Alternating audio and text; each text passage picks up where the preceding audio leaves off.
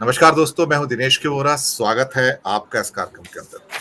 दोस्तों, आज हम एक ऐसा विषय उठाने जा रहे हैं आ, जिसके ऊपर हम बीच में टिटबिट के रूप में बात करते रहे हैं अन्य एपिसोड्स के अंदर। लेकिन मुझे लगा कि इस विषय के ऊपर एक डिबेट जरूर होनी चाहिए। हालांकि मैंने सोलो शोज तो काफी किए हैं। आ, भारत से जाने वाले लोगों का, यानी कि जो पलायन कर रहे हैं, इतनी बड़ी संख्या में पलायन हर साल कभी नहीं होता था जो अब हो रहा है। हमें शायद अपनी जनसंख्या के हिसाब से वो महसूस नहीं होता है, क्योंकि अगर जनसंख्या 140 करोड़ है और हम ये कहें कि 10-12 लाख 15 लाख लोग हर साल भारत छोड़कर चले जाते हैं, 10 लाख से ज्यादा तो पक्की, तो लोग कहेंगे कोई बात नहीं, इतनी आबादी बढ़ रही है, 10 लाख चले गए तो क्या फर्क पड़ता है। फर्क पड़ता है कि क्योंकि ये 10 लाख लोग वो लोग हैं जो सबसे प्रबुद्ध हैं, सबसे ब्राइट हैं और शायद सबसे ज्यादा प्रतिभाशाली भी हैं, और कहीं ना कहीं भारत का जो आर्थिक या बाकी जो भविष्य है उसके उसको भी निर्धारित करते हैं। अब कुछ आंकड़े पहले पेश करना चाहूंगा मैं, उसके बाद में मैं सीधा आऊंगा कि हाँ, ये चीजें क्यों घट रही हैं। ये बात सही है कि भारत के अंदर बेरोजगारी बहुत ज्यादा है, लेकिन एक ड्रीम डेस्टिनेशन की चाहत सबके अंदर होती है। आज भारत में से, अगर भारत में देखा जाए तो आज जो पुरुषों का जो लेबर फोर्स का जो रेशो है वो 80% का है। हर 5 में से एक भारतीय काम नहीं करता है, जो कि 90 करोड़ की हमारी वर्क फोर्स है। इसमें 45 करोड़ विमेन और 45 करोड़ हम पुरुषों को गिने तो आमतौर पर, तो वो 20% भारतीय, या ये कहा जाए कि 45 करोड़ के 20% जो 9 करोड़ होते हैं, वो ना काम करते हैं ना नौकरी ढूंढ रहे हैं। ये एक डरावना चित्र पेश करते हैं। हर 5 में से 4 महिलाएं भारत में काम नहीं करती हैं, सिर्फ 19% महिलाएं काम करती हैं, बाकी 81% महिलाएं काम नहीं करती हैं। अब देखिए, 2005 के अंदर ये आंकड़ा 32% था। 32% महिलाएं काम करती थी 45 करोड़ में से, अब सिर्फ 19% काम करती हैं। कुछ लेटेस्ट डेटा कहते हैं कि 20% के आसपास टच कर गई हैं, लेकिन उस 20% का आधे से ज्यादा हिस्सा उन महिलाओं का है जो खेतों में मजदूरी करती हैं, जो बिल्डिंग्स बनती हैं वहां पर मजदूरी करती हैं, और जो पढ़ी लिखी, जो वास्तव में जिसको आप कॉर्पोरेट के कल्चर में कह सकते हो, वहां पर बहुत कम है। दूसरी बात कि जहां 5 में से एक पुरुष काम नहीं करता है जो योग्य है, और 5 में से 4 महिलाएं काम नहीं करती हैं, कुछ और डेटा भी चौंकाने वाले हैं। दरअसल 2.25 लाख लोगों ने पिछले वर्ष 2022 में भारत की नागरिकता ऑफिशियली छोड़ दी। 2 लाख से ज्यादा डोमेन एक्सपर्ट्स, जो कि मैनेजमेंट के, टेक्नोलॉजी के, स्पेस के, एटॉमिक रिसर्च के, या कई और सुपर स्पेशलाइज एरिया के जो लोग थे, वो भारत छोड़कर चले गए। 7.25 लाख छात्र बाहर पढ़ने के लिए गए, जिनमें से शायद 10% भी अब वापस नहीं आएंगे, ये आप समझ कर चलिएगा। पिछले साल $8,000 मिलियनियर, जिनके खाते में मिनिमम 8.25-8.5 करोड़ रुपए कैश में मौजूद था प्रॉपर्टी को छोड़ के, वो भारत छोड़कर चले गए। इस साल हेनली वेल्थ माइग्रेशन रिपोर्ट के अनुसार 6,500 भारतीय भारत छोड़कर चले जाएंगे डॉलर टर्म्स के अंदर। और आपको सुन के हैरानी होगी कि हेनली वेल्थ माइग्रेशन रिपोर्ट के अनुसार, जो कि इनकम टैक्स के आंकड़े भी लेते हैं, भारत में जो अमीर लोगों की संख्या है सिर्फ 3,40,000, सिर्फ 3,40,000, क्योंकि प्रॉपर्टीज काउंट नहीं होती, कैश काउंट होता है उसके अंदर। उसमें से अगर हर साल 7-7, 8-8 हजार करोड़ 8-8 हजार छोड़ के चले जाए, तो आप सोच सकते हैं कि बड़े लेवल का माइग्रेशन है। अगर सेमी स्किल्ड लोगों को देखा जाए तो 90 लाख भारतीय गल्फ के अंदर काम करते हैं। टोटल दुनिया में 3 से 4 करोड़ भारतीय हैं, जो इसे इंडियन डायस्पोरा कहा जाता है। आप ये सोचिए कि एक बहुत बड़ा आर्टिकल था इंडिया के अंदर और विदेशों में छपा कि भारत की 67 करोड़ महिलाएं रेस में बहुत पीछे रह गई हैं और शायद भारत में वो अपॉर्चुनिटीज नहीं है। एक और फिगर जो कल या परसों शायद इकोनॉमिक टाइम्स में था, जिसमें वहां पर उनके एक पहले एडिटर जो थे, उन्होंने लिखा है कि लगभग 5 से 6 लाख इंजीनियरिंग ग्रेजुएट भारत में हर साल निकलते हैं। 5 से 6 लाख, जो दुनिया में शायद सर्वाधिक है। और उसमें से जो 7.25 लाख छात्र पिछले साल गए हैं, 80% से ज्यादा टेक्नोलॉजी के छात्र भारत छोड़कर चले जाते हैं। कुछ महत्वपूर्ण आंकड़े इसलिए मैंने बताए क्योंकि ये महापलायन है। ब्रेन ड्रेन तो होता रहा है पहले से, लेकिन इस लेवल का ब्रेन ड्रेन कभी नहीं हुआ। और बाकी जो बचे खुचे हैं वो तो फिर नॉन टेक्नोलॉजी वाले, नॉन मेडिसिन वाले हैं। इन हालातों में कि जिसे मैं महापलायन कह रहा हूं, कि भारत से ये जो ऐतिहासिक महापलायन है, लोग छोड़कर क्यों जा रहे हैं भारत को? यहां अपॉर्चुनिटी है भी या नहीं भी, या फिर आइडिया ऑफ इंडिया के प्रति उनका विश्वास कम हो रहा है? महत्वपूर्ण प्रश्न है। क्यों हर कोई भारत छोड़ना चाहता है? अमीर हो, युवा हो, छात्र हो, डोमेन एक्सपर्ट हो, सेमी स्किल्ड लोग हो, क्यों जाना चाह रहे हैं? और इसके अलावा एक चाह और भी है। भारत में आधी जिंदगी, कुल मिला के 12-13 करोड़ हमारे पासपोर्ट होल्डर्स हैं 140 करोड़ में से, सिर्फ 10 करोड़ के आसपास, इससे ज्यादा नहीं है। आधी जिंदगी उनकी कॉन्सुलेट और एम्बेसी की लाइन में गुजर जाती है। विदेशों में जाते हैं, अगर वहां का पासपोर्ट मिल जाता है तो आपको 180 देशों के अंदर लगभग वीजा ऑन अराइवल मिलता है। अच्छी शिक्षा बच्चों के लिए, अच्छा स्वास्थ्य मिलता है, अच्छा क्लाइमेट मिलता है, पॉल्यूशन फ्री जिंदगी मिलती है, बेहतर क्वालिटी ऑफ लाइफ मिलती है। इसी की चाह में भारत छोड़ छोड़ कर लोग जा रहे हैं।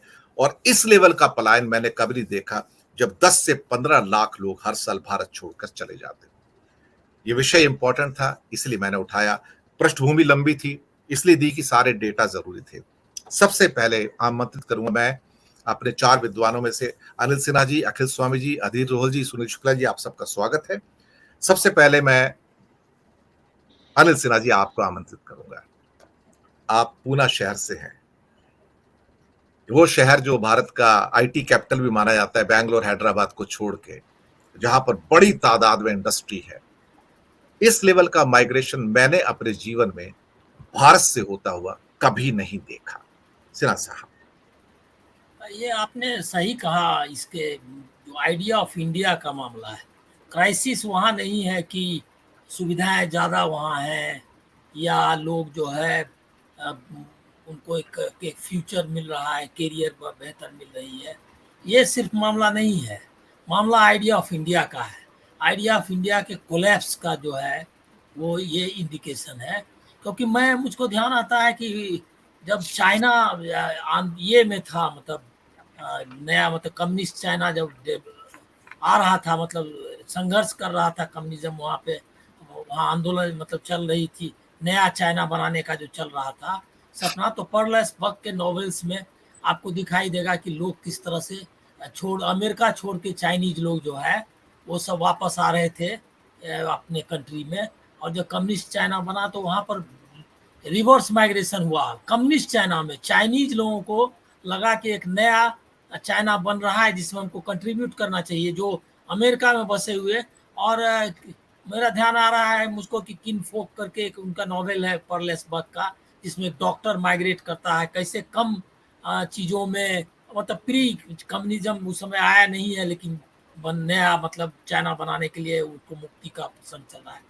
उसी तरह से इंडिया में अगर आप प्रेमचंद की कहानियां अगर आप पढ़ेंगे या जो साहित्य पढ़ेंगे तो आपको दिखाई देगा कि अच्छे अच्छे कैरियर्स छोड़ के, वो तो आज़ादी के आंदोलन में आपको दिखाई देता है, जितने लीडर्स हैं, जब पटेल हैं, नेहरू हैं, राजेंद्र प्रसाद हैं, इवन मोतीलाल नेहरू भी अपने कैरियर के अंत में, महात्मा गांधी खुद ही, ये सारे लोग बैरिस्टर, जो उस समय सबसे इम्पोर्टेंट ये थी नौकरी, मतलब पेशा था, और जिसमें फ्यूचर भी था, इज्जत भी थी, पावर भी था, उसको छोड़ छोड़ करके उन लोगों ने आज़ादी का आंदोलन में हिस्सा बताया।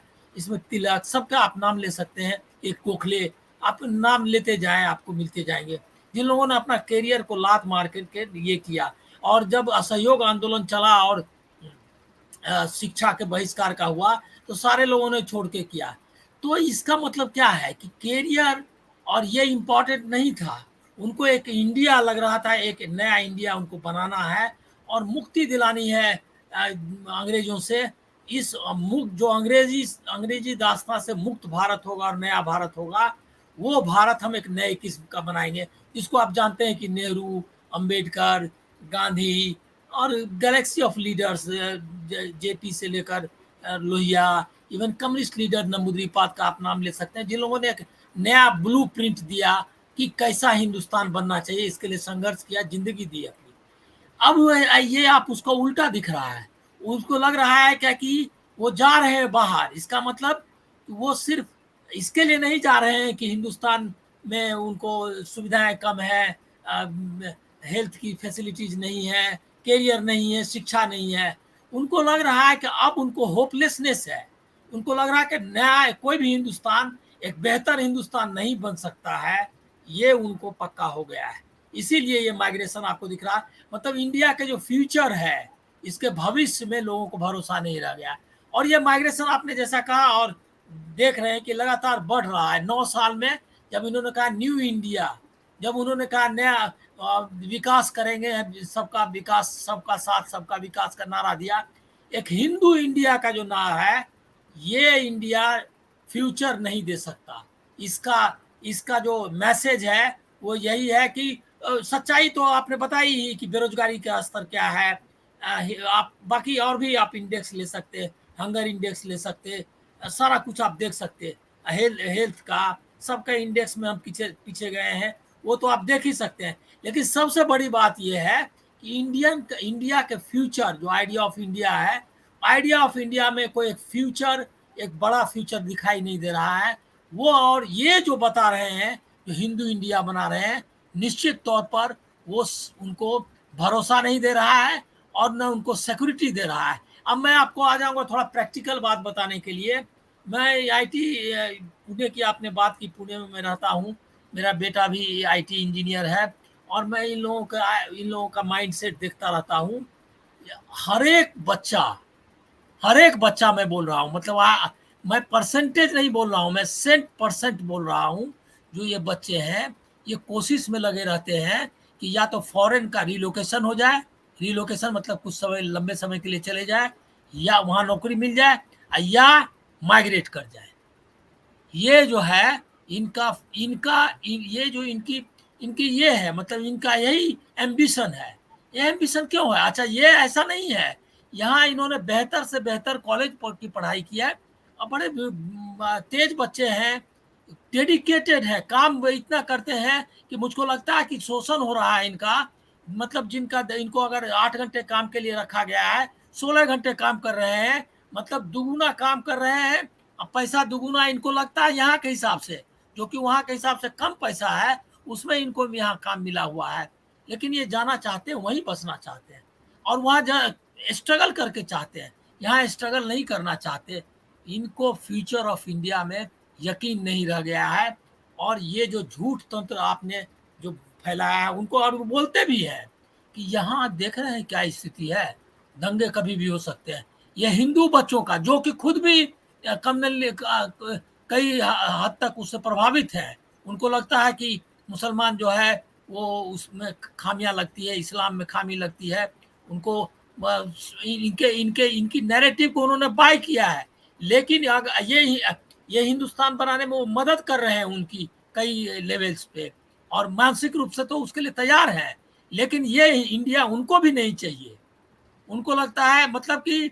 और आप दूसरी एक अंतिम बात कहूंगा मैं कि इनके जो बच्चे हैं, जिनके जो लोग ये कर रहे हैं, मतलब प्रोपगेट कर रहे हैं गोबर विद्या, मतलब कि गोबर में, मलमूत्र में फायदा है, और उनको वो बता रहे हैं कि वेद में जो है सब कुछ लिखा हुआ है और उसमें पुष्कर विमान चल रहा है, वो सारा, वो लोग भी अपने बच्चे को हार्वर्ड में, सारे मंत्रियों को मैं चैलेंज करता हूं, मुझको लग रहा है क्या कि सबकी अगर निकाली जाए उनके बच्चों की, कोई ऐसा नहीं है जो गुरुकुल कांगड़ी में पढ़ रहा हो।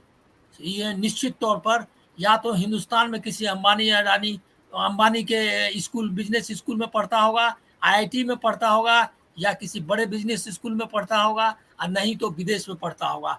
वो कोई अपने बच्चे को किसी वैदिक स्कूल में नहीं पढ़ा रहा है, बनारस के मठ में नहीं पढ़ा रहा है, लेकिन बागेश्वर बाबा के लिए सारा मंत्री जो है वो खड़ा हो जाता है, मंत्री के लेवल का, पूर्व मंत्री के लेवल का, वहां जाकर के उसकी आरती उतारता है। इसका जी मतलब है कि ये षड्यंत्र जो है हिंदुस्तान को ऐसे गड्ढे में ले जा रहा है जो कि जिसका कि कोई मिसाल कम से कम हिंदुस्तान के इतिहास में जयचंद से लेकर आज तक भी नहीं रहा हो। जी बहुत अच्छी बात कही आपने। और मैं प्रोफेसर